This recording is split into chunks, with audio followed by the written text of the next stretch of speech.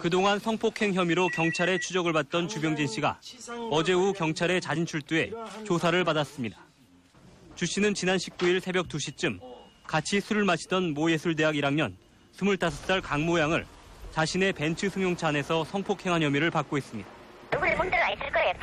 팔도 한번 걸어가 보세요. 팔도 다 뭉들어가 있어요. 땡기면서 발로 타고 해가지고. 경찰에 따르면 주 씨는 서로 합의하에 성관계를 가졌다고 주장하고 있습니다. 저는 알려졌기 때문에 이름이 감춰지거나 그래도 소용이 없다고 생각합니다. 하지만은 여자분은 적극 보호해줘야 되고.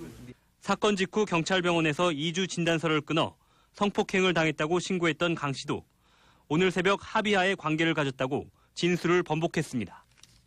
강 씨는 그러나 주병진 씨와 대질 신문을 마친 다음 심경의 변화를 일으켜 다시 성폭행을 당했다고 주장했습니다.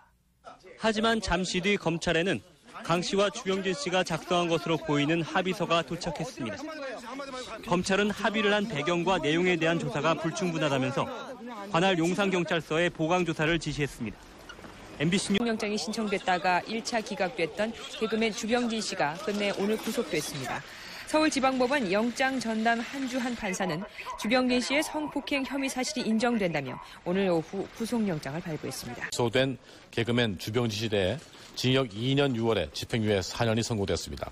서울지방법원은 주 씨가 피해자와 합의하에 성관계를 가졌다고 주장하지만 성폭행 사실이 인정된다고 밝혔습니다.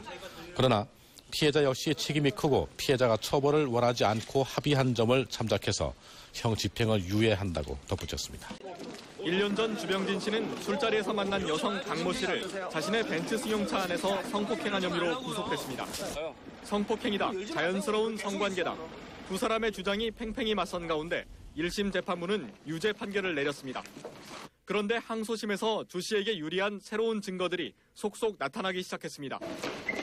피해자 강 씨의 후배 이모 씨는 사건 직후 자신이 일부러 강 씨의 뺨을 때려서 상처 조작을 도와줬다고 실토했습니다.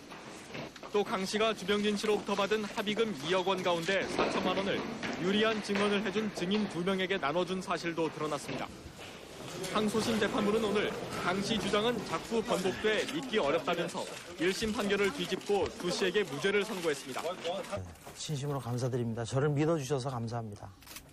강 씨와 후배 이 씨는 법정에서 허위 진술을 한 혐의로 최근 정식 재판을 회부됐습니다.